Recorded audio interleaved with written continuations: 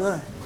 Estoy encantada de, bueno, tampoco hace mucha falta, pero de empezar el segundo ciclo de las conferencias TREISPA, que gracias a ellos podemos tener esos fantásticos personajes como, bueno, a Nacho y los que vendrán este año, que serán Carmen Rivas y también Josep Quecuas.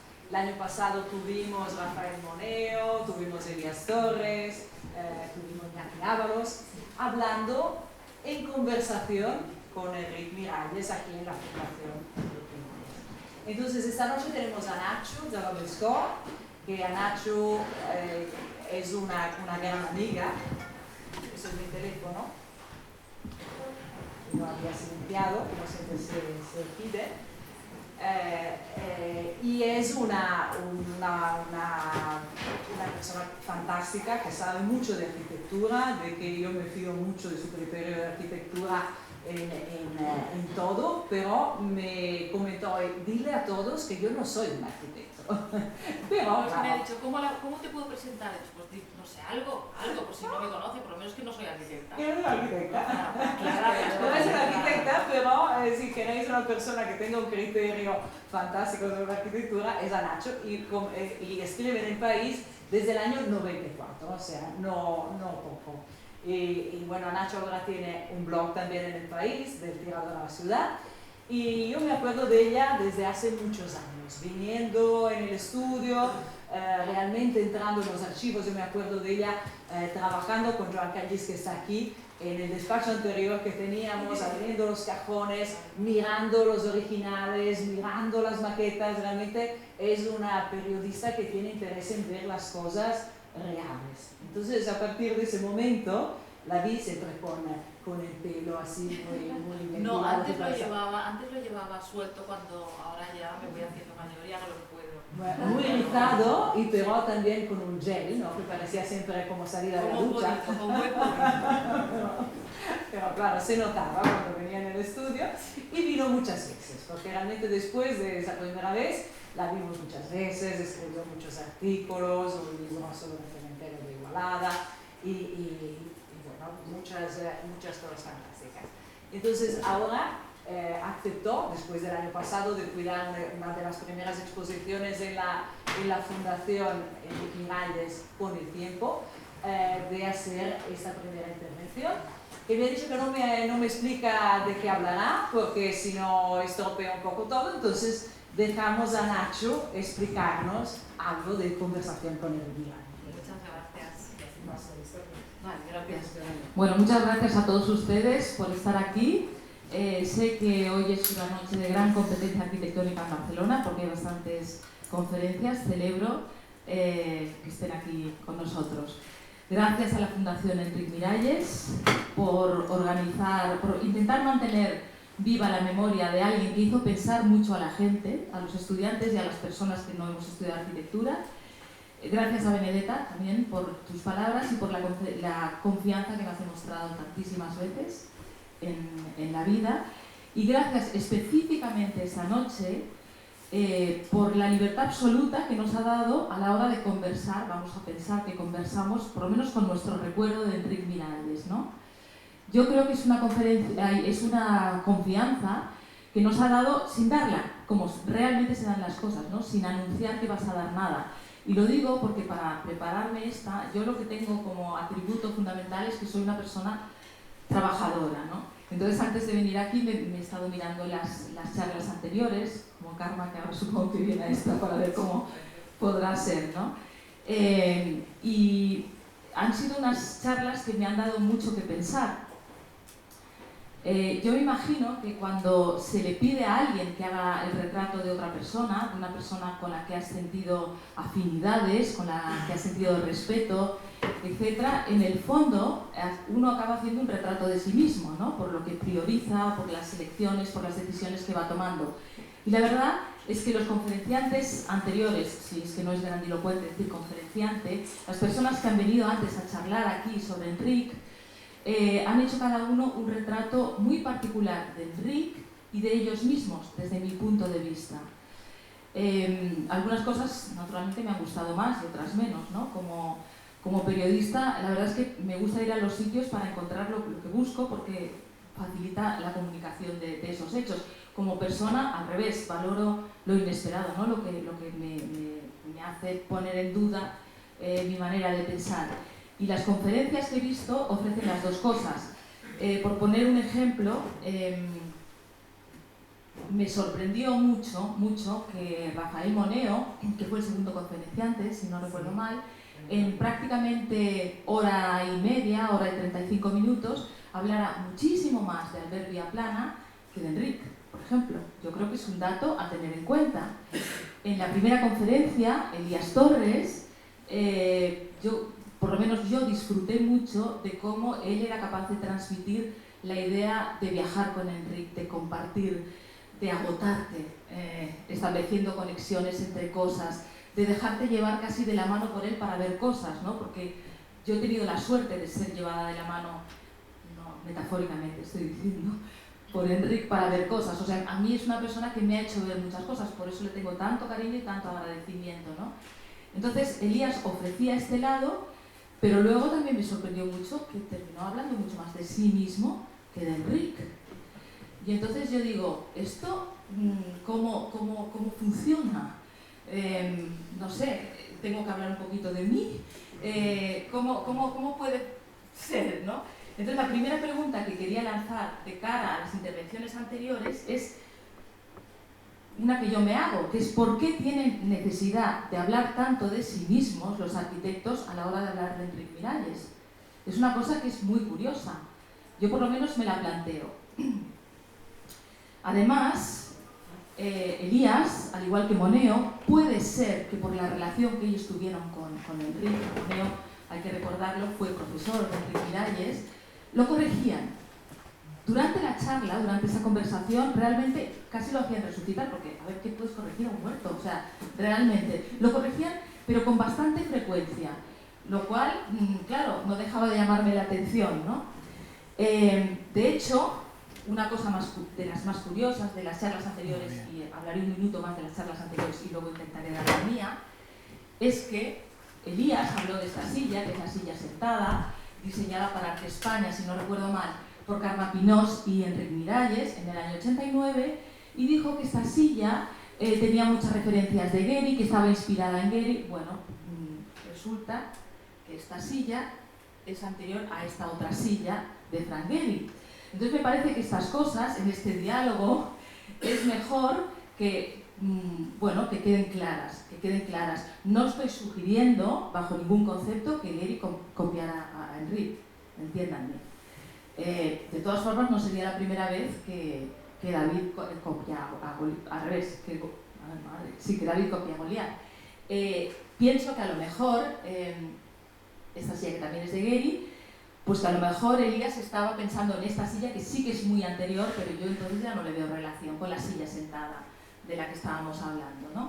Entonces, me parece que una de las grandes aportaciones de Enric Miralles al pensamiento, a la arquitectura y en general, supongo que a la gente a la que le dio clase, fue la amplitud mental a la hora de utilizar las referencias, del viaje de las ideas de ida y vuelta, de proyecto, de tomar prestadas ideas, de hacer suya, de apropiarse de ideas ajenas, de rehacerlas, incluso entre los propios proyectos del estudio.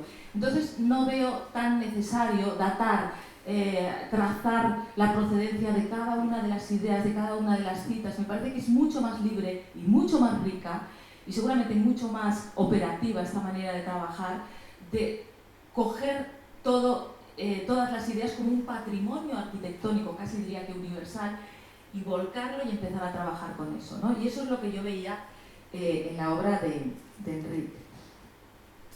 Para acabar también con las versiones anteriores, Elías, por ejemplo, finalmente, perdón que no he hablado de Iñaki Ábalos, posiblemente porque era el arquitecto con mayor distancia de Enric, el que menos lo conoció comparado con Elías, o que viajó con él, que convivió con él, o Moneo, posiblemente fue el más generoso, en realidad. No, o sea, sin duda fue el más generoso, pero puede que lo fuera por esa distancia. Lo fue sin duda porque de hecho creo que tituló la conferencia, o por lo menos lo hizo saber durante la conferencia, lo que admiraban en Enric Miralles. Y luego fue una conferencia, realmente se las recomiendo, están todas en Vimeo, muy cartesiana, punto 1, punto 2, pam, pam, pam, en lugar de divagar por aquí, sí, pero esto no le acabó de salir, ¿no? De profesor corrigiendo al alumno. Con todo, Ábalos le puso también un pero a Enric. Y yo creo que esto es una de las grandes ventajas de la libertad, que sin darla, da bene para hablar de Enric. No hay otra manera de poder traerlo aquí con nosotros que cuestionándolo, que analizándolo desde distintos puntos de vista, que sumando experiencias que hemos tenido nosotros con él. Pienso que es la única posibilidad de mantenerlo de alguna manera vivo, como vosotros estáis empeñados y todos estamos empeñados, y lo sentimos, un legado, algo que todavía pervive. El pero que le puso Ábalos a Enric era que tenía un discurso confuso, cosa que la verdad es que yo comparto en parte, ¿no? Tenía un discurso pues bastante plagadito de anacolutos, y luego, sobre todo, más que confuso, era raro de narices. Pero claro, raros también eran los dibujos, rara era la representación de la arquitectura de él en general, raro era todo el conjunto, ¿no? Entonces, claro, yo como me pilló más jovencita, pues pensaba que la que no entendía era yo, que él hablaba bien, ¿no? Claro, mi profesión es escribir, intentar explicar las cosas, intentar transmitirlas. Pero bueno, dicho esto, también habló Elías de la compulsión que tenía Enric, y esa me consta, de comprar libros que no podía leer porque está claro que tenemos un número de libros limitado que podremos leer durante nuestra vida, ¿no? Yo la comparto, la compulsión. A veces no puedes, o sea, te gustaría, pero comprar un libro no es leer el libro, ¿no? Entonces dijo Elías que Enric solo leía 4 páginas. Yo pensé, ya está Elías otra vez dándole, ¿no? Pero luego encontré una cita de Enric diciendo que solo se leía 4 páginas de los libros, y pensé, pues mira, ahora tengo que reconocerle esto a Elías. De todas formas, de las 4 páginas de los libros que leía, que eran libros de literatura, ensayos, o sea, no estrictamente arquitectónicos, ni sobre arquitectura, yo creo que le hicieron un buen efecto, porque para preparar esta charla he estado recopilando algunas citas, algunas cosas que me contaba él, y solo ajenas a él, o sea, no dichas por Enric, excepto otra que leeré más adelante, tengo una que habla de Canetti, Elias Canetti, decía que la playa es el mejor espacio público por su capacidad de llenarse y vaciarse constantemente. Entonces me parece que para leer las 4 páginas las escogía muy bien, las que leía, ¿no? En cualquier caso, esta charla mía de hoy no pretende ser una defensa de Enric Miralles, que además no lo necesita para nada. Intentará ser una conversación con su herencia, con el recuerdo que tengo de él. Por supuesto que intentaré que no sea agiográfica, primero porque no está en mi carácter, pero sobre todo porque hacer una geografía aquí sería convertir esta charla en un sermón, y nada más lejos de mi voluntad. Yo creo que sería un flaquísimo favor a Enric Miralles hacerle esta especie de discurso de piedra, pero sí que pienso que necesita pues una explicación u otra mirada. Y entonces, el primer punto que me gustaría explicar sobre Enric,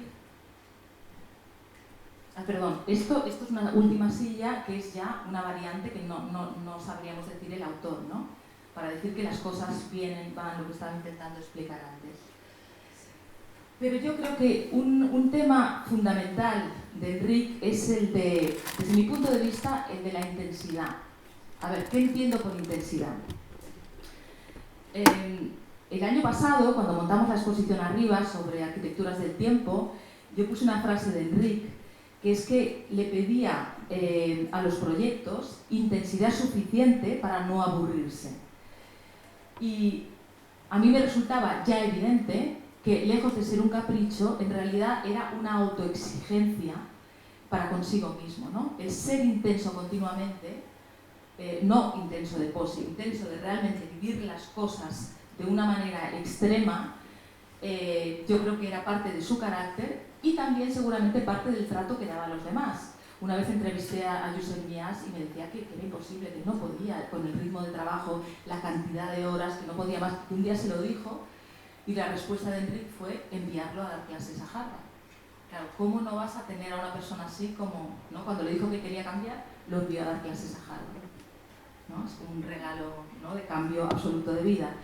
¿Qué entiendo por intensidad en arquitectura? Pues lo que yo entiendo por intensidad es que en un lugar como este, hacer algo que tu intervención haga posible que las personas que van a este cementerio, seguramente, o a ver a un muerto o a enterrar a un ser querido, puedan pensar, aunque sea en un momento de distracción, porque les da un rayo de sol, porque se ponen debajo de un árbol, en algo que no sea estrictamente la muerte.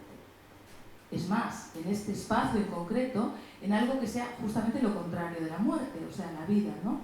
El ciclo de vida, y que puedan ver de alguna manera pues cierta lógica a situaciones tremendas y completamente difíciles. Eso me parece que es darle intensidad a un proyecto arquitectónico. Naturalmente la intensidad distrae, enreda, multiplica los proyectos, los hace más complejos, como decía al principio también del propio Enric, y también los hace renacer en ellos, ¿no?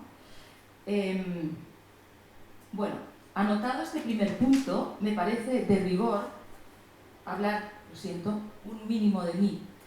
Creo que es importante poner las cartas sobre la mesa y explicar de dónde parto.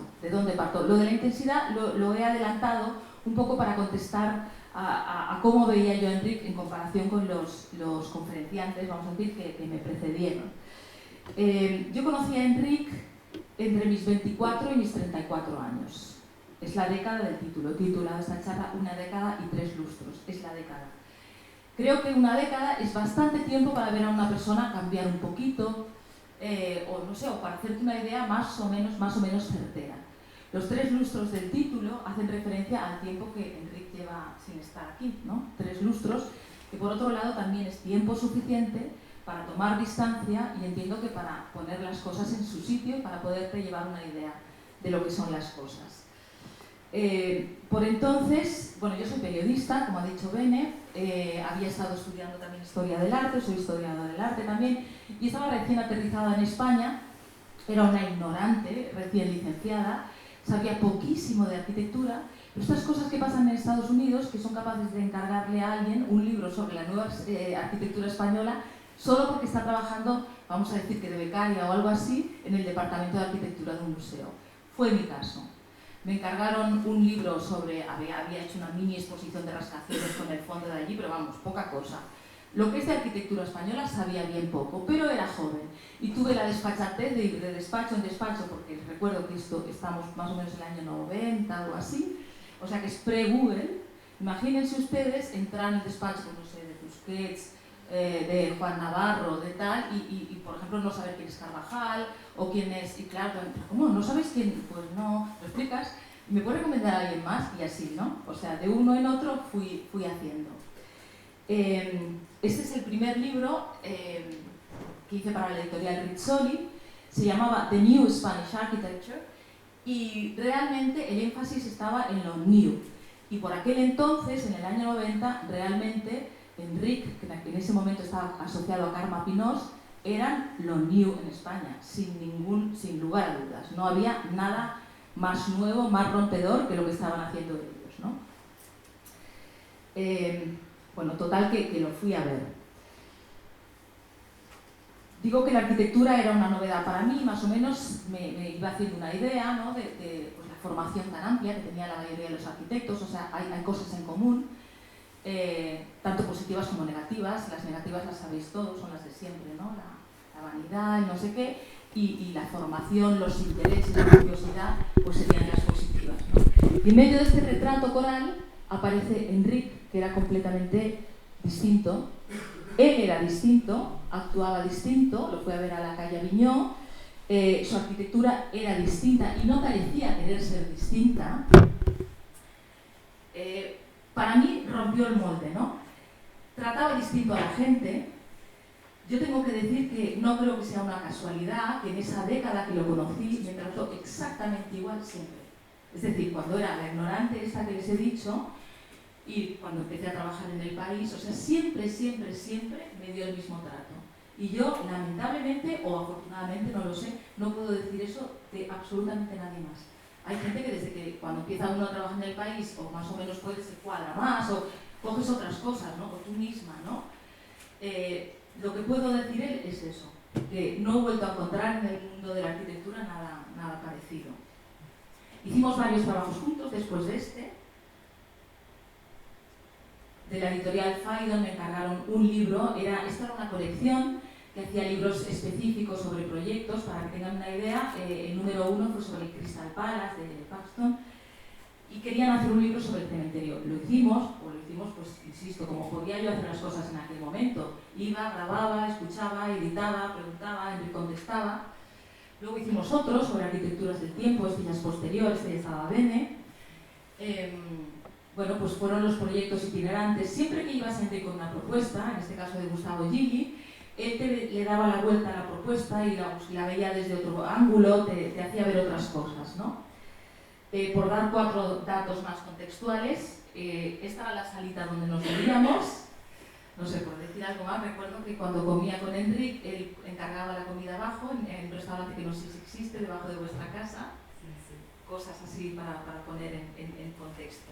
Pero claro, cada vez que vengo aquí me vienen pues todas estos recuerdos, ¿no? Bueno, también luego en esta casa hemos vivido todos varias fiestas y varias, con lo cual está presente el espíritu, o más bien era Bene la que organizaba las fiestas y tenía el espíritu ese. En cualquier caso, y por terminar ya esto, quiero decir que yo no conocí al Enric Espigado de Moneo, no conocí al Enric que compartía estudio con Carme Pinós, y sí que conocí a Enric en este punto de su vida, ¿no? Y durante una década solo. Dicho esto, otro punto que me sirve a mí para hablar de Enric, o de la idea que yo tengo de él, es el movimiento. Cuando llego al estudio, me explica los proyectos en los que está inmerso en ese momento y me dice, no, yo ahora lo que estoy haciendo es movimientos de techos, de cubiertas, y movimientos de suelos. Con lo cual, ya es la última vez que recuerdo lo ignorante que era, pero claro, me mató. Porque si algo yo atribuía a la arquitectura era estabilidad, firmeza, todo menos movimiento, ¿no? Y eso fue una de las primeras cosas que aprendí de él, ¿no? Que la permanencia es contraria a la existencia, ¿no? Cualquier construcción, he ido metiendo aquí citas de Enric, cualquier construcción que ha sido capaz de sobrevivir al paso del tiempo es, por definición, una continua transformación. Y yo creo que esto es aplicable a mucha de su arquitectura. El tercer punto en el que yo resumiría la obra y la figura, bueno, esto es movimiento todavía, de Miralles, es este, ¿no? El de un mundo a su medida. A lo mejor alguno de ustedes no sabe que los famosos collages y fotomontajes de Enric empezaron no siendo un capricho, empezaron siendo una necesidad, porque realmente, ¿cómo demonios fotografías el cementerio? Es muy complicado. Entonces, al no poder encontrar una imagen que fuera capaz de explicar un proyecto, ¿qué hizo Enric? Se inventó la imagen que necesitaba, la compuso a trozos. Un poco lo mismo, en realidad, que hace con la arquitectura, ¿no? La hace llegar, la rompe en trozos para convertirla en otra cosa, en lugar,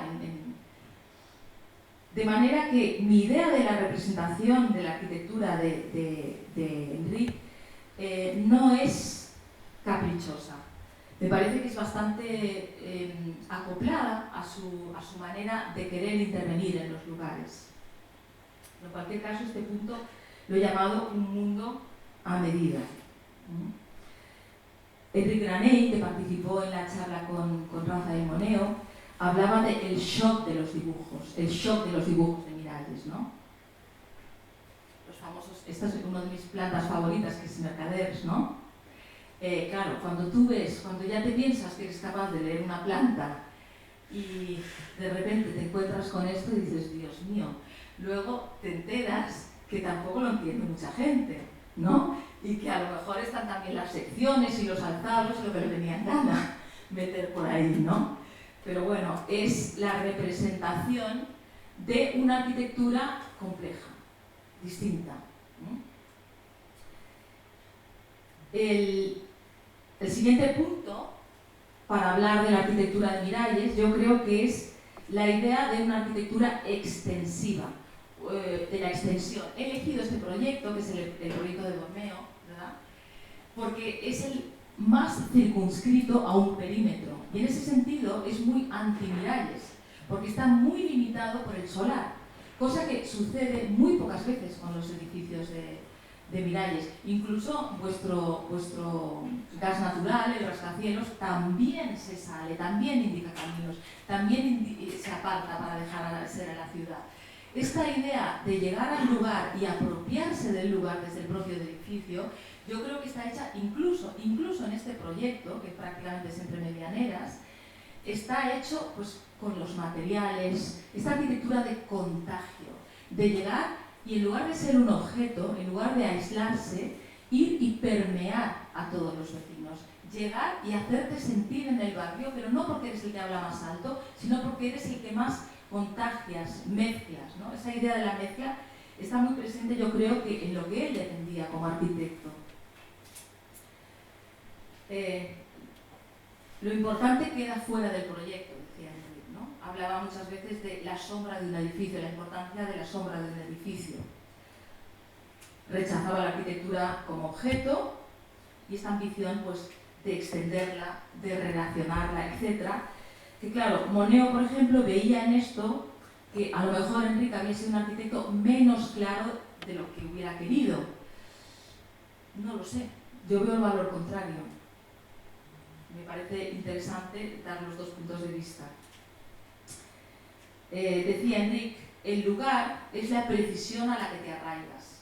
Con el paso del tiempo los proyectos tienden a independizarse y a no agotarse en un sitio concreto. Y es cierto que él mismo, además de tomar préstamos de otros, tomaba préstamos de sus propios proyectos. Luego intentaré mostrarlo. Otro punto importante para hablar de Enric es el riesgo. Cuando uno arriesga, se tiene que equivocar, a veces se equivoca. Es discutido, no es comprendido y sobre todo se puede equivocar de la manera más difícil de comprobar si es equivocación o no, es decir, de la manera subjetiva, porque claro, la arquitectura, ¿cuándo es incorrecta? Cuando no funciona, cuando obviamente no funciona.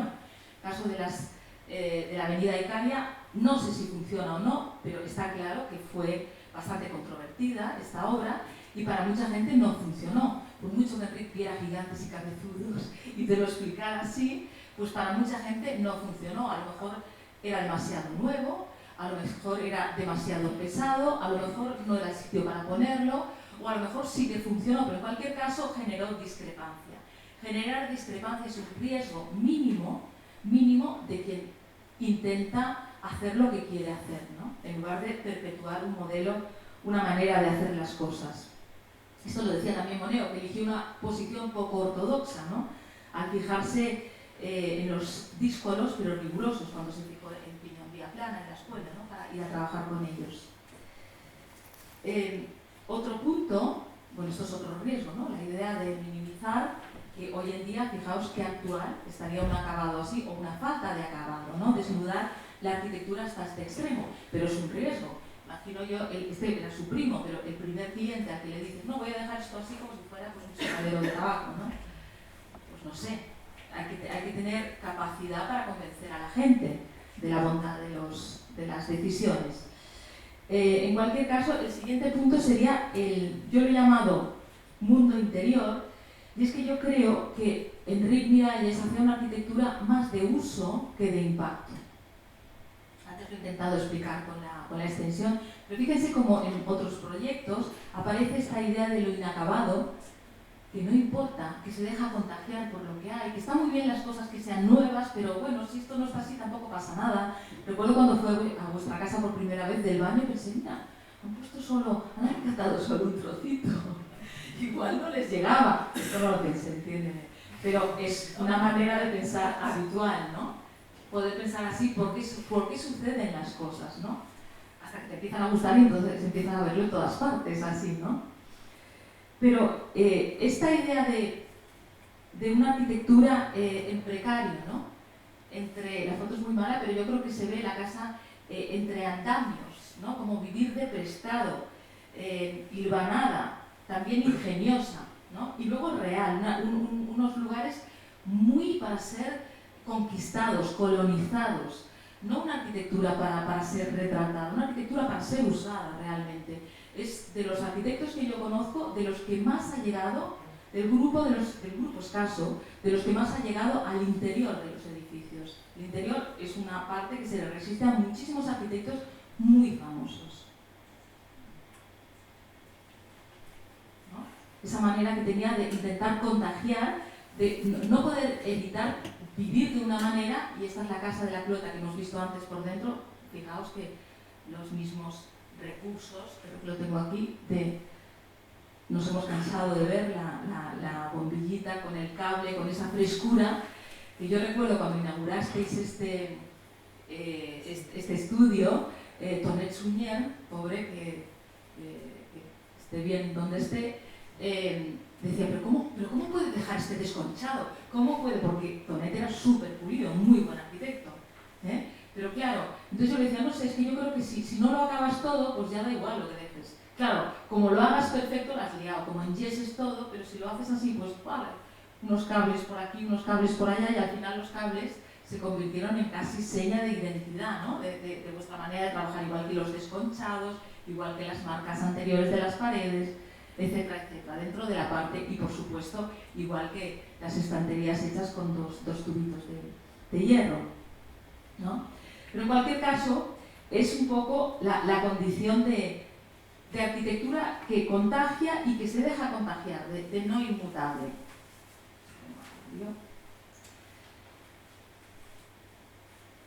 Bueno, en ese sentido, otro punto sería la arquitectura, volviendo al cementerio, que es bueno, yo es que, claro, después de hacer un libro sobre el cementerio, es una arquitectura pensada para saber envejecer.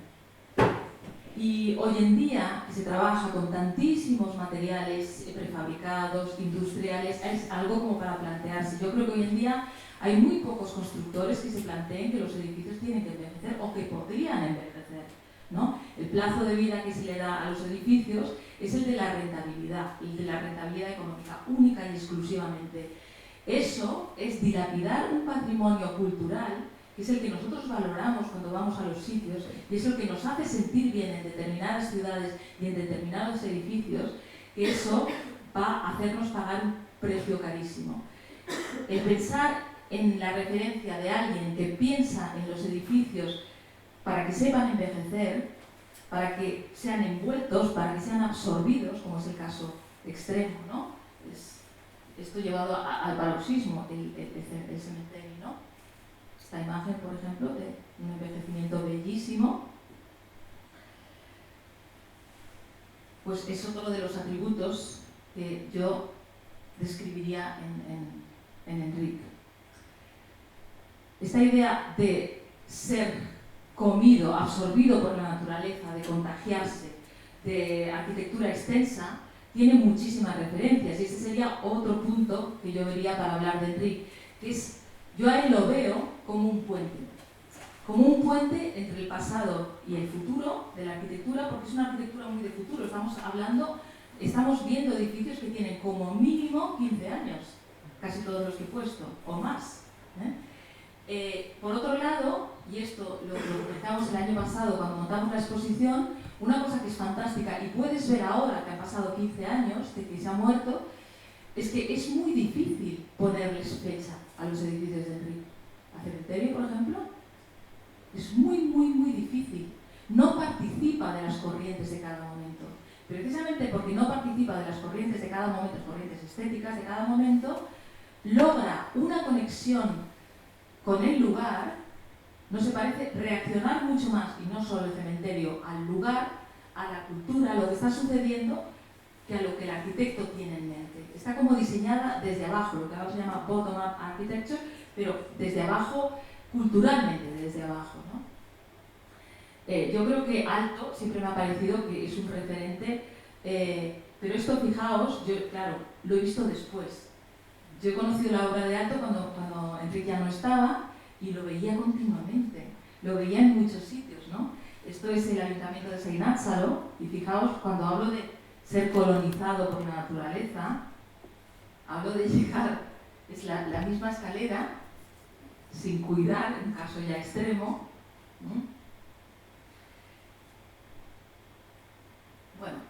además de ser puente entre el pasado y el futuro, y además de ser puente con otras arquitecturas de otros lugares, yo creo que Enric ha sido un puente importante con otra generación de arquitectos.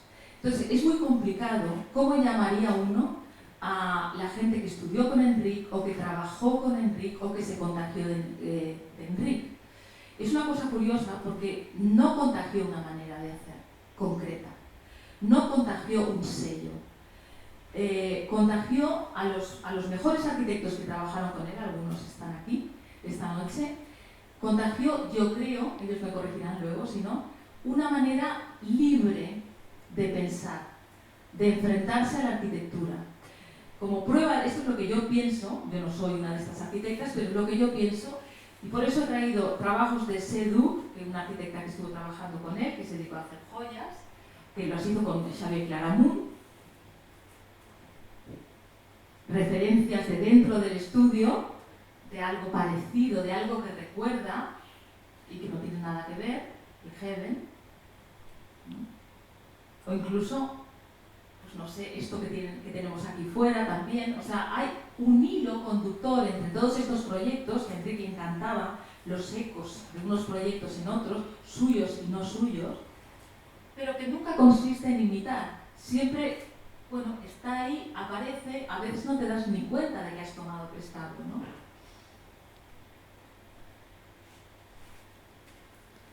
Enric no entendía las dicotomías en arquitectura, ni la separación entre los edificios del pasado y los actuales. Tenía una frase que a mí me encanta, que es: si han llegado hasta hoy, son actuales. Y luego decía, también con respecto a los contagios, a las referencias, a los préstamos, hay un momento en que tienes toda la arquitectura delante de ti. Luego, poco a poco, vas teniendo lo que tú haces. Nuestro trabajo, sin teorías predeterminadas, sin afirmaciones a priorísticas, andar errando, es andar errando. En mi trabajo existe una traslación de unos proyectos a otros, como si la búsqueda se produjese simultáneamente en varios territorios. Esta idea de contagiarse, de prestar, de coger, de ensayo y prueba, ¿no? Este proyecto es también de un discípulo, de unos discípulos, bueno, gente que trabajó, son Flores y Prats. Esta idea, por ejemplo, de trabajar el hormigón como si fuera un material blando, esa libertad de atreverse a hacer algo así, es tan poco, no es nada Enric, pero es muy espíritu Enric, de lanzarse a hacer cosas completamente inesperadas, ¿no? Esa libertad tan grande, ¿no? O también esto de convertir este umbral en espacio intermedio. Este ya sería un caso extremo, que sería Josep Mies, a veces acercándose demasiado, seguramente no era la mejor manera de aprender de Enric. A Enric yo creo que había que cogerlo con distancia y digerir y hacer tu propia lectura de lo que él quería enseñar. Pero en cualquier caso, el mercado anterior de Josep Mies de la Barceloneta tiene, yo creo que es una obra muy rica, y tal vez el pecado que tiene es esa riqueza, ¿no? Llega un momento que para comunicar es mejor elegir un dato y potenciar ese dato que mezclarlo todo. Pero fíjense que les estaba hablando de préstamos, y esto es una de las fachadas. Tiene este préstamo, este trabajo con hormigón, y aquí vuelvo a Aalto y vuelvo a Finlandia, a Muratsalo, a casa experimental que se construyó en una isla, donde iba probando, muchos de ustedes lo conocerán, el proyecto, pues distintas soluciones en su propia casa piloto, digamos, que en lugar de estropear la casa y convertirla en laboratorio, pues la enriquecían, ¿no? Y de nuevo como la casa pues se dejaba devorar también por el lugar. Este es un ejemplo de Xavier Claramunt, que no sé qué hace aquí, tenía que haber ido antes. Pero bueno, un siguiente punto, después de esta idea de puente, tengo otra frase de Enric, que es: la arquitectura que copia no tendrá nunca la fuerza de lo que copió. No se trata de copiar, sino de incorporar, de asimilar. Y yo creo que los proyectos de, insisto, no se pueden llamar discípulos, porque yo creo que Enric era pues, un eucalipto y no se puede crecer nada a la sombra de un eucalipto, pero sí que lo puedes utilizar como modelo en abstracto y ponerte a pensar, pues eso, con libertad, ¿no? yo creo que los ejemplos que he mostrado de esta gente que trabajó con cercanía pues han asimilado eso.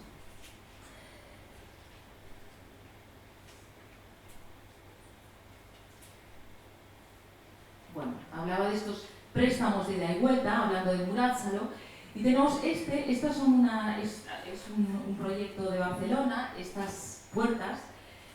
Yo no sé si el autor, Miguel Mariné, trabajó con Enrico, no lo sé porque no lo conozco y no se lo he podido preguntar, pero esta idea del espacio entre dentro y fuera, del espacio intermedio, está tremendamente presente en muchísimos proyectos de Enrico.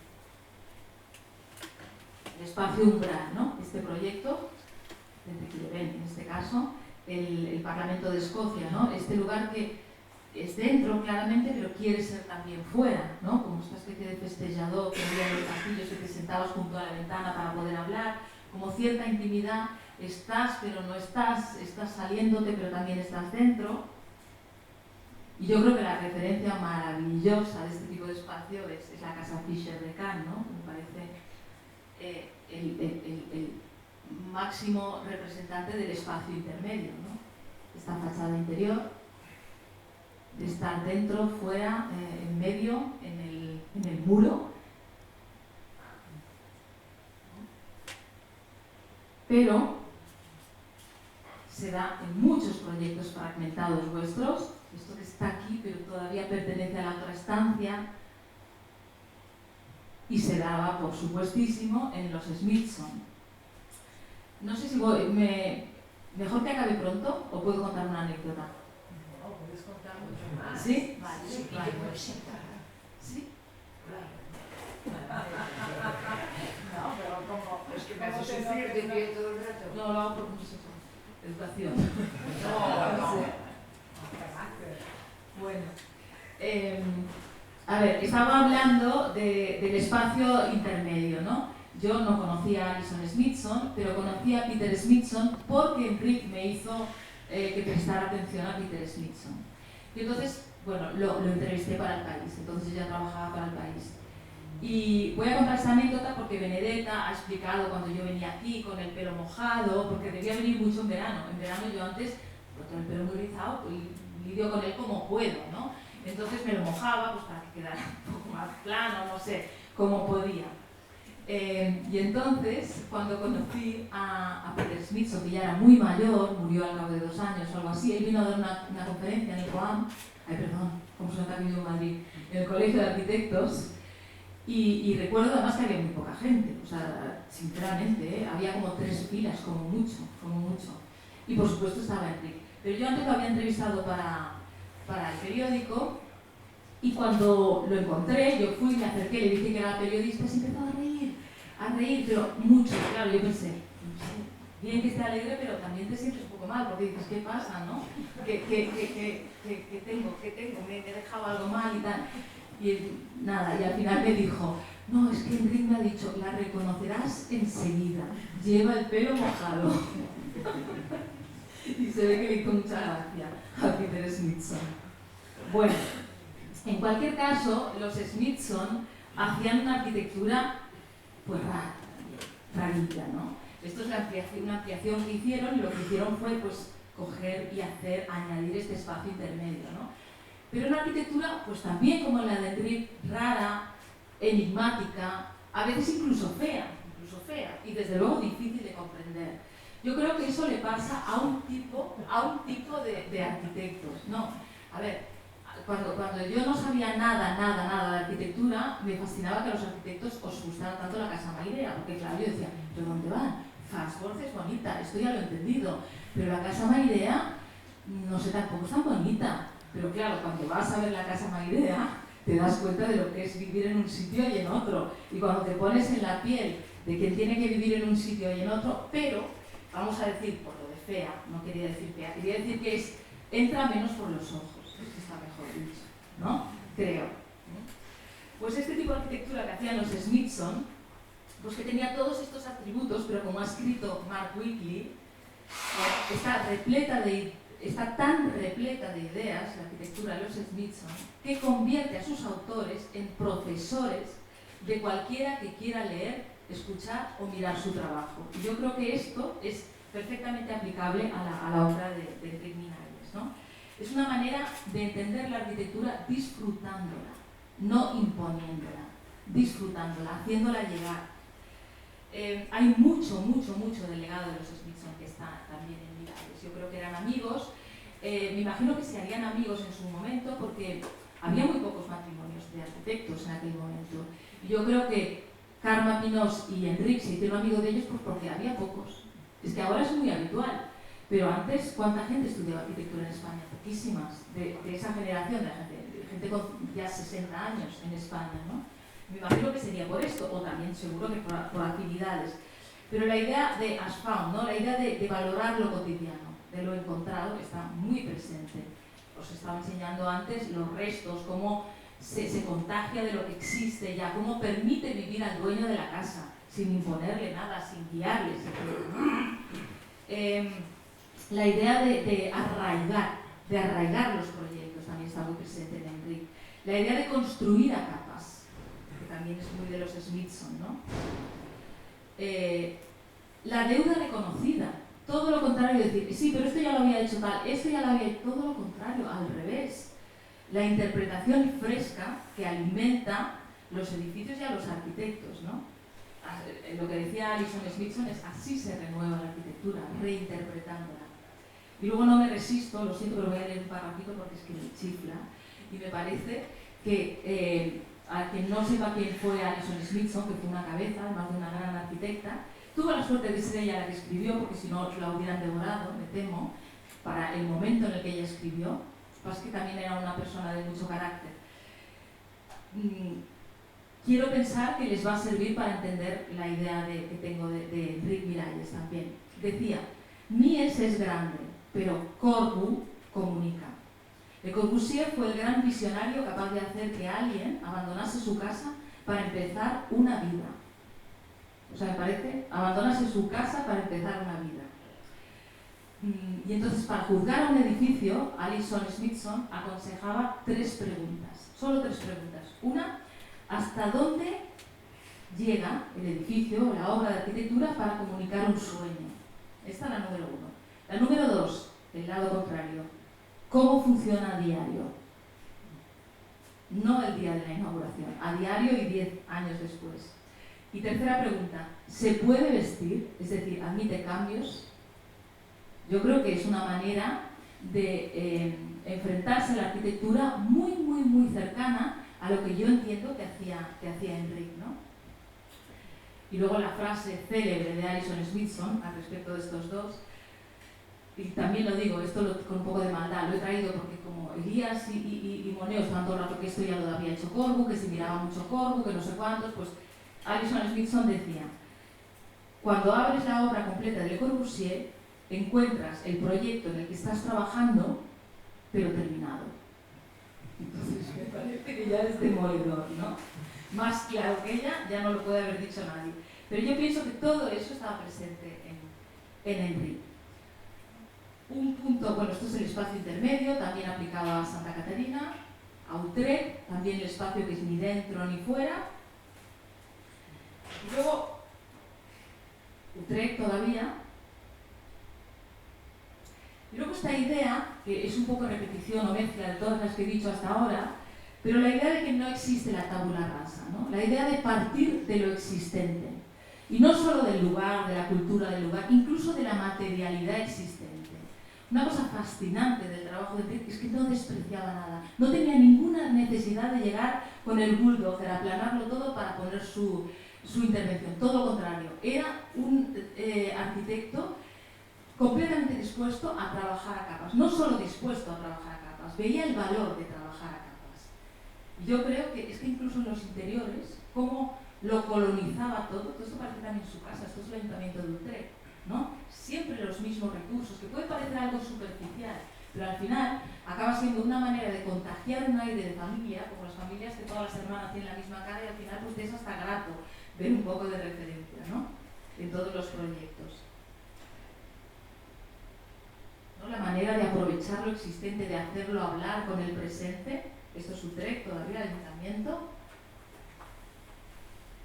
Y dentro de esa misma idea de aprovechamiento y de trabajar no sin tabula rasa, voy a leer una citita de Enric. Nunca se parte de cero, decía, cualquier proyecto se descubre no a partir de un problema concreto, sino a partir de una serie de variantes. Eso es el futuro y el pasado también, todo lo que pudo ser, todo lo que puede ser. Pero dentro de esa idea de ir acumulando, de arquitectura acumulativa y extensiva, bueno, esto también, perdón, es un préstamo, esto sería de nuevo Edimburgo, el Parlamento de Edimburgo, y a ver, los préstamos con Santa Caterina, el Brisole y la manera de proteger el sol.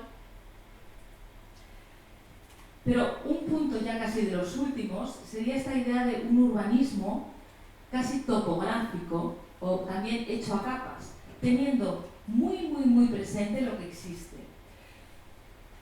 A mí me gusta mucho hablar de la zona del Raval, a la derecha, bajando por las Ramblas a la derecha, en contraposición a la zona de Santa Caterina, porque creo que explican dos modelos de ciudad, dos maneras de relacionarse con lo que existe en la ciudad completamente diversas. El Raval está hecho pues, con tiralíneas, desde mi punto de vista, desde criterios, vamos a decir, respetables, de cómo proyectar, limpio, pero desde una gran arrogancia y una gran falta de tacto, eliminando muchas de las trazas de lo que existieron antes. Yo entiendo que la historia de las ciudades está plagada de intervenciones que cortan, yo que sé, la Gran Vía madrileña pues también acabó con muchas cosas. No estoy diciendo que se deba conservar todo, pero hay algo en preservar la memoria de los lugares que por lo menos los europeos deberíamos tener en cuenta, porque luego, si no, es irrepetible, es irrecuperable. Entonces, la manera que tuvo Enric de afrontar el proyecto de Santa Caterina fue pues, desde el suelo, ¿no? Desde lo que había allí, y no solo anecdóticamente por los colores y porque era un mercado, sobre todo y fundamentalmente porque entendió que era un barrio que ya estaba allí y que no tenía un orden cartesiano, y que la gran maravilla del barrio es que no tenía un orden cartesiano y que no tenía por qué tenerlo.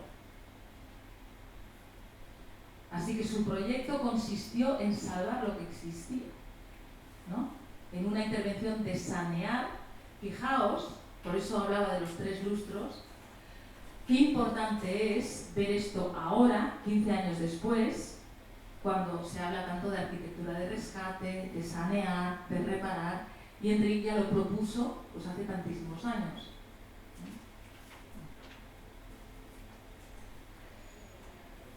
Bueno, tengo este último punto, que es los famosos collages y los famosos puzzles, las incomprensiones. Esta mesa, que le tengo mucho cariño, que es la mesa que llamaron Inestable, y le hacía mucha gracia el propio nombre, porque era inestable por un lado, y realmente la mesa al principio se ve que era bastante inestable, que también era la mesa de Inés, no sé quién sería Inés, pero igual, o alguien, se ha imaginado. Fue un encargo de una revista, ¿verdad? Pero lo que es fantástico es que es una mesa que en principio dirías, menudo trasto grande, preciosa, ¿eh? Pero ¿dónde metes una mesa así?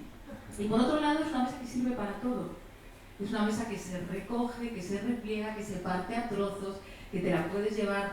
Yo veo que siempre hay trozos de mesas en vuestras casas. Antes he estado haciendo una foto a la mesa que tiene en la recepción Antonia, que se sale, siempre me ha llamado la atención, que se sale de la mesa y está en el pasillo, se queda tan pancha. Son trocitos, quiero decir, tipo esto, ¿no? Bueno, yo creo que esa pieza de mobiliario es muy Enric. Una pieza de mobiliario que además de ser casi imposible moverla, es decir, una contradicción, es posible reinventarla casi a diario, ¿no? Bueno, ahora lo que nos queda en estas conversaciones con Enric es lo que nos queda pues, con la gente que no está, ¿no? Muchas veces es la pena de la parte de la persona que vas descubriendo cuando ya no está. Yo, por ejemplo, casualmente, y Bene lo sabe, yo tenía un vecino cuando vivía en Barcelona que era primo de Enric. Entonces fui averiguando muchas cosas de Enric cuando Enric ya estaba muerto. Por ejemplo, averigüé que jugaba al baloncesto y me pareció interesantísimo, porque incluso su madre o su hermana, no sé quién me dijo, que dudó, o tal vez el primo, que dudó entre dedicarse profesionalmente al baloncesto o dedicarse a la arquitectura, cosa que no deja de sorprender después de ver a alguien tan natural para la arquitectura como él, ¿no? No deja de ser... Claro, la pena es no poder comentar con él todas estas cosas y no poderle hacer las preguntas que uno se hace, ¿no? Contemplando su legado y mirando su obra. Me conformo con resumir esta intervención con 4 o 5 frases. Construir no es el punto final en casi ningún trabajo, es el principio. La sensación de obra inacabada imprime vitalidad, modestia.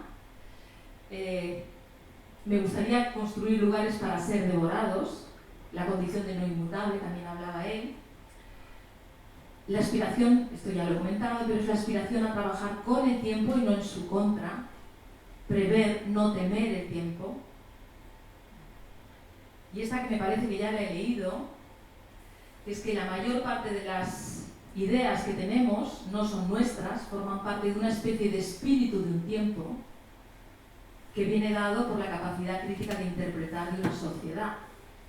Esta especie de copy free, o como se llame esto, de conocimiento arquitectónico del que él hablaba y que yo creo que predicaba y defendía y a la vista está, ¿no? Que coge y da, ¿no? Qué cosa más bonita que llegar al mundo, coger de aquí y dar allí, ¿no? De haber servido, aunque sea como mensajero, para realizar ese trabajo. Decía Enric, a través de la propia arquitectura aprendo a hacer arquitectura. Luego decía una frase que es lo típico que no le puedo preguntar, porque yo no la acabo de entender, todavía no la entiendo, o por lo menos no estoy de acuerdo, que decía el experimento de la arquitectura, se refería, está ligado a la duración de tu vida, no a la duración de tus edificios. Y esa pregunta supongo que tendré que contestármela yo, y eso también es un legado, que nos tengamos que contestar nosotros a las preguntas. Pues este es mi Enric.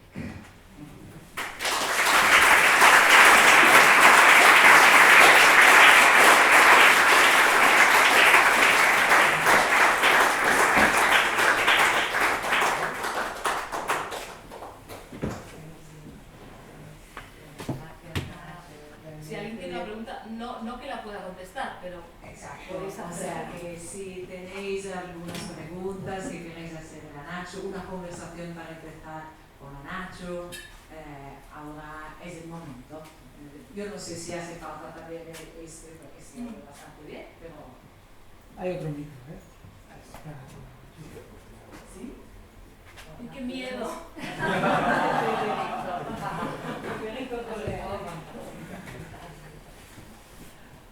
Yo no entiendo la preocupación de esta última opinión tuya, opinión o pregunta, porque el experimento y la creación van siempre juntos. No es posible una creación sin experimento. Por lo tanto, no comprendo. No, era por el plazo de tiempo. Era por el plazo de tiempo. Porque Enric decía que, tampoco querría citarlo mal, que el experimento estaba ligado a tu vida, no a la vida del edificio. Y yo pensaría que está... entonces no he entendido.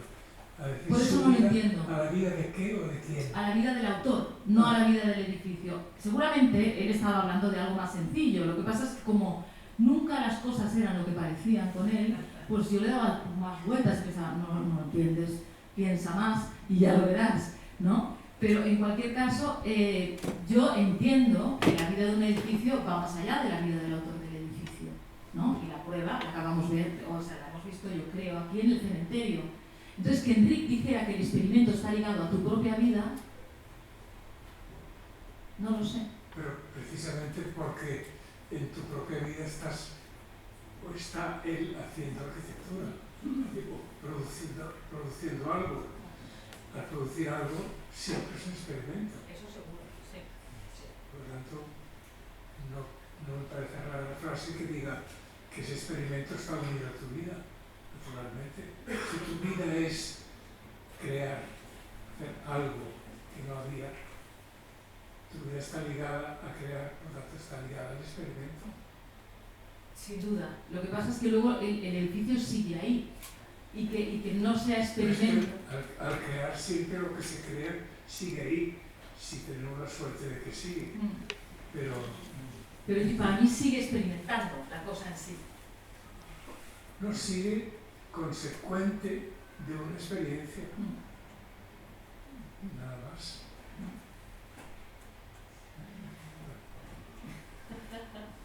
Puede ser, ¿eh? Porque Federico también ha sido maestro de Rick, Rick ha estado en su cátedra aprendiendo, o sea que a lo mejor también. Estaría fantástico. Mira, yo vendría de Madrid para escucharte. Me encantaría que dieras una charla de estas. Me encantaría. Pues gracias, pero no.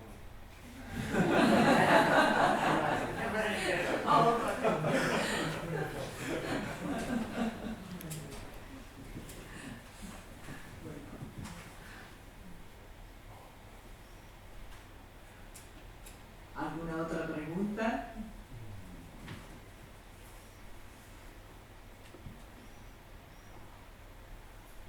¿O no preguntas? O solo... Joan, ¿quieres algo que te has pasado toda la charla de pie?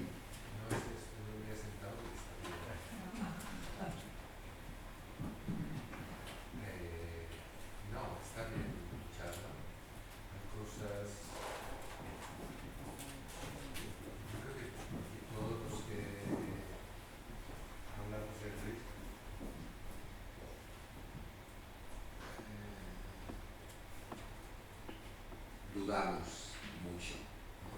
Yo creo que eso es lo bonito. Un poco... Yo a lo mejor porque soy más ignorante, pero yo dudo poco con Enrique. O sea, Ah, dudo en muchas cosas, pero dudo poco de lo que quiero decir de él. Otra cosa es que no sepa transmitirlo con claridad. sí, pero creo que es un poco esta riqueza que comentabas, ¿no? De todos los que hablan de Enrique. Es súper extenso, no hay un punto casi no hay de coincidencia, pero quiero decir que es una interpretación casi un poco como lo que decía él, ¿no? Muy personal, y es lo que tú entendías, lo que pensabas que estaba diciendo, y seguramente para cada uno era la misma frase o la misma cita, sigue dando vueltas por ahí, significando cosas distintas, ¿no? Entonces, yo creo que para mí es bonito interesante oír tu interpretación de ese momento y de esas frases. Para mí también es bonito que alguien sea capaz de hacer una obra interpretable, ¿no?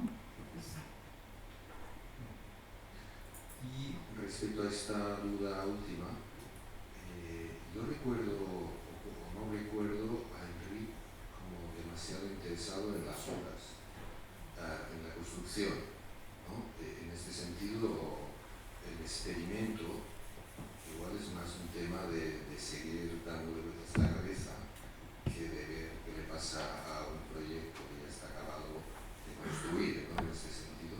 Entonces no sé si podría ir por ahí una posible respuesta, ¿no? Porque no iba muy poco a las obras, ¿no? ¿sí? O sea, no sé, yo empecé... A ver, parece que sí que iba. ¿A cuáles? No A sé. Huesca, cada semana. A Pero Bacata, cada después día. en el cementerio sí iba, pero a mí me mandó, sin tener ni idea de qué era, a dirigir la obra. ¿Sabes? Y ahí está, iba yo, ¿no? Y no había dibujado nada y un poco era como contabas tú, ¿no? De mirar el plano y no entender qué estaba viendo. Sí, se parecerá, no sé, ¿no? Pero ¿por qué? Porque ya estaba acabado eso, ¿no? Era, seguimos y seguimos y seguimos y para mí uno de los frases de mí, digamos, era, pues, los arquitectos no hacemos nada, o sea, solo hacemos planos, ¿no? Maquetas. Entonces ese es nuestro trabajo y eso es lo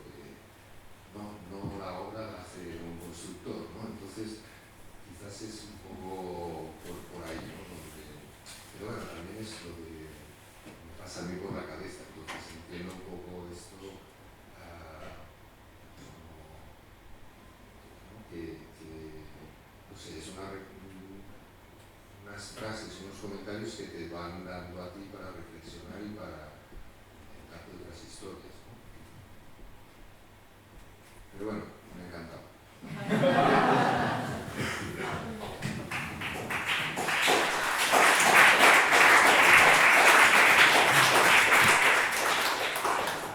Bueno,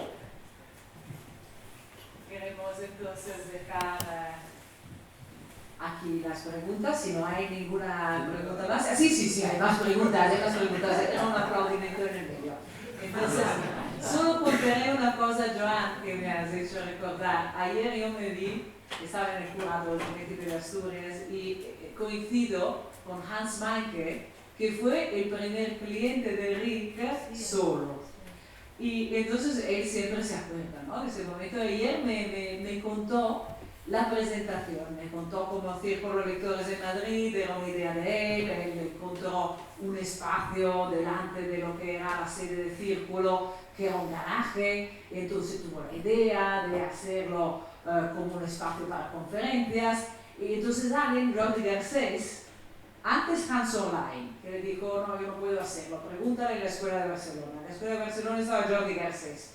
Jordi Garcés le dijo, bueno, mejor es hacer un concurso. Se organizó un concurso y Hans Meinke se acuerda que a ese concurso se presentaron unos chicos muy jóvenes y no se presentó Enrique a presentarlo.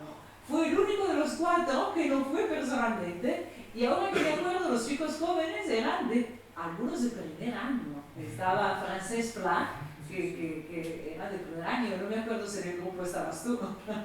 Sí, no, el primo dejó el coche.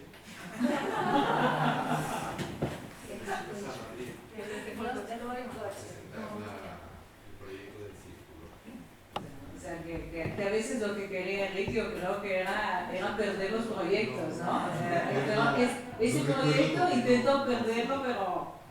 No, yo creo que le encantó ese proyecto a Enrique, pero no sé, debía coincidir con algo y no fue a presentarlo. Entonces nos mandó a 4 estudiantes con las maquetas en el coche y tal, estaban ahí, no sé, unos 4 o 5, era como un colegio,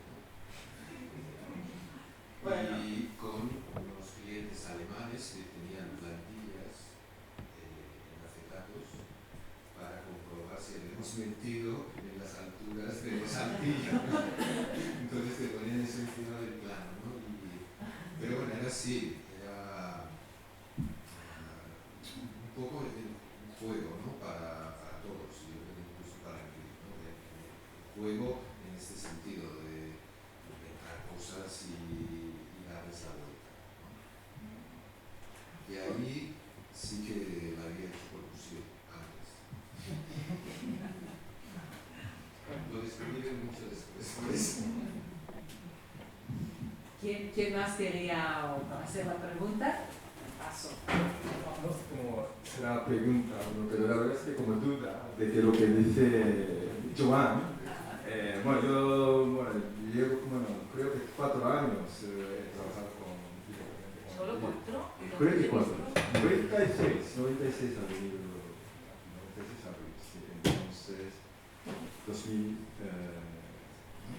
entonces sí, 4 años y pico, quizás un poquito más y tal.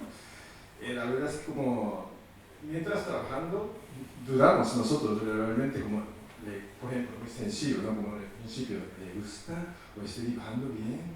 O la verdad es que como siempre, y su respuesta es nunca ha vuelto como lo que imaginaba. O sea, siempre como más allá, más diferente, como siempre como, no sé, frustraba, o no sé, como no contestaba, o bueno,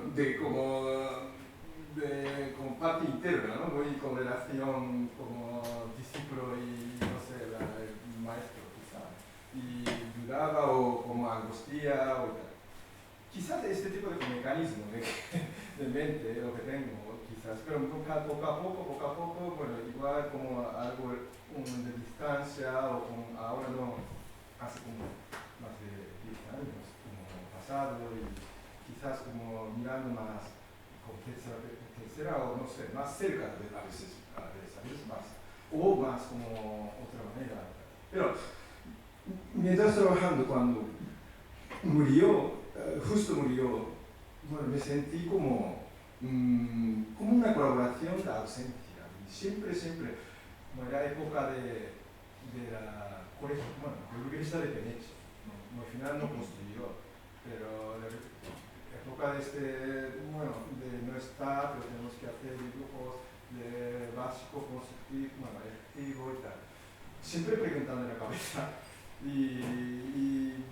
Pero claro, poco a poco está como muy acostumbrando, ¿no? Como de este tipo de colaboración, pero de ausencias, pero como imaginativas, o también como lo que ha dicho como del legado de ser como inventar, cada día romper y crear, y la verdad es que esto de como cualquier cosa no dejaba de escapar, siempre quería intervenir y siempre, o sea, la verdad es que libertad de crear, esto directamente era, bueno, y vi.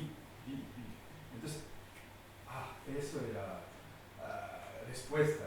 Claro, él tampoco lo tenía, creo que él también como imaginaba, pero siempre dudaba, ¿no? Quizás, ¿no? Estos como mecanismos, y cuando veía clara, sí que clara, pero necesito tiempo más, que veo como claridad, claro. Y entonces, claro, la última pregunta, a ver cómo era. La última pregunta que decía, era una cita, no era una pregunta. Una pregunta. Sí, perdón. Volvemos. No. Era la del experimento, ¿no? Sí. El experimento está ligado a la duración de tu vida, no a la duración de tus edificios. Sí, claro. Lo que dice el profe Federico es muy claro, ¿no? Quizás, ¿no? Muy claro. Y creo que todavía no, bueno, puedes sentir así quizás, pero bueno, es una cosa que sí que... Sí, Lo sentiste con él, ¿no? Sí. Como sentimiento. Pero no era pregunta. Entonces quería preguntar, bueno, pero ¿por qué estaba hablando de esto? No me gustaba tanto. Pregunta. No la entendía, entonces cuando no entiendes algo le das vueltas y vueltas, fue lo mismo que tú estabas explicando ahora. Bueno, una de las cosas es que a mí me pasaba los textos que escribía para transcribirlos y no se entendía nada. Entonces yo me acuerdo que estaba allá y decía, pero Enric, esta frase, ¿tú qué entendías? Entonces él explicaba, bueno, yo entendía esto. Entonces era como todo un proceso, porque Enric muchas veces era realmente crítico, ¿no? Y no sé qué si al final me inventaba un poco lo que pensaba, que escuchando lo que me decía, escribía las cosas, pero era así. ¿Hay alguien más que quiera hacer preguntas?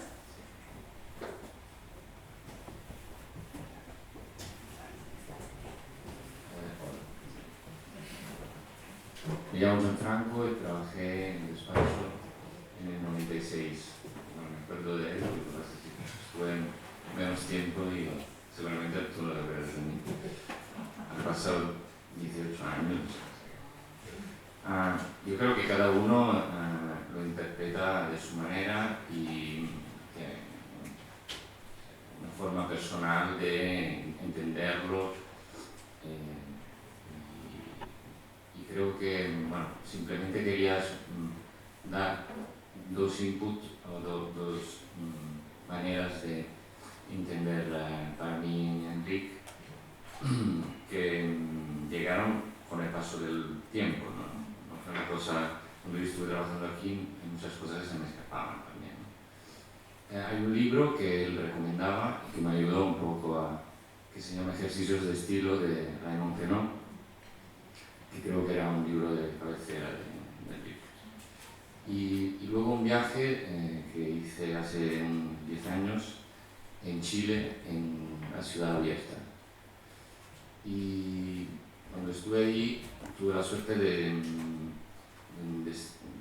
visitar la Ciudad Abierta por las manos me explicó el director de la facultad, y él había acompañado a Enric, creo que estuvo en el 92, no sé si. Sí, 93. 93.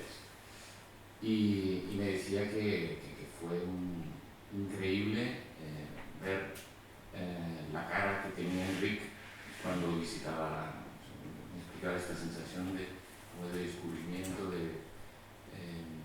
y yo tuve, o sea, si él, para mí era un arquitecto fuera de lo normal, digamos, como si viniera de otro planeta, pues la Ciudad Abierta fue como visitar ese planeta de alguna manera. O sea, empecé a entender qué quería decir experimentar con la arquitectura, y que entendía Enric con la arquitectura, no solamente con la arquitectura, sino con cualquier cosa, porque no sé si todo el mundo sabéis que la Ciudad Abierta es como una ciudad fundada por estudiantes,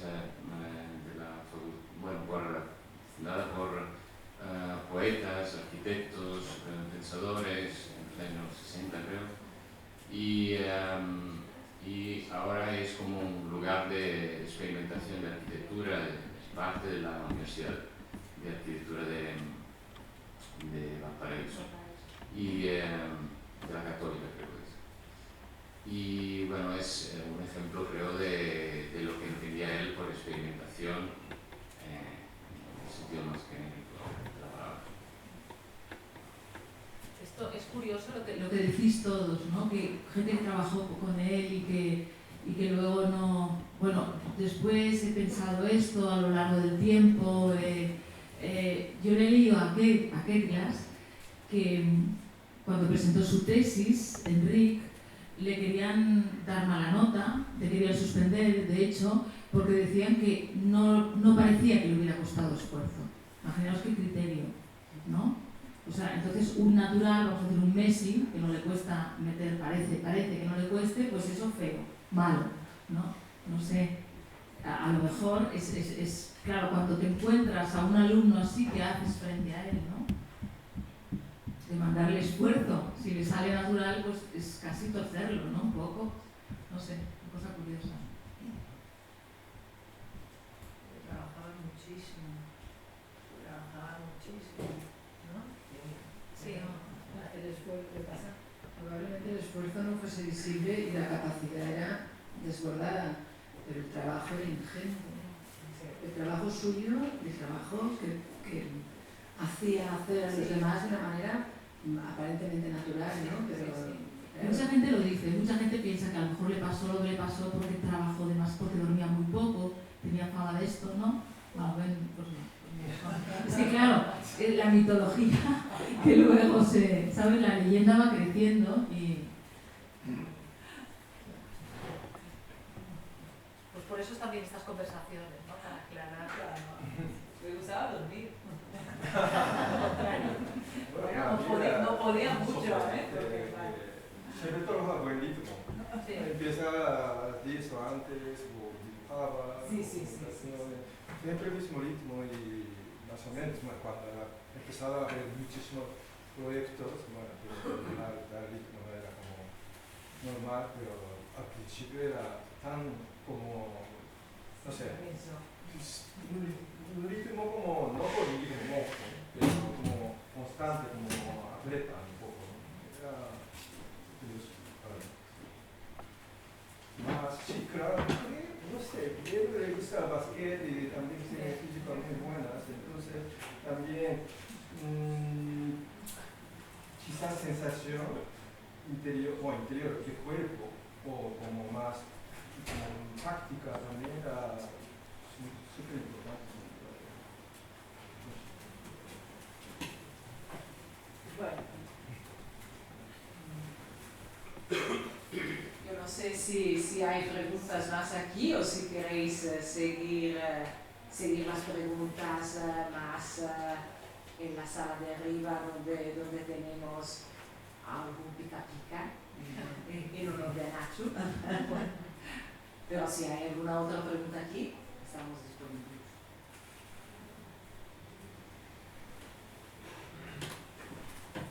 ¿No? Entonces, bueno, muchas gracias a Nacho.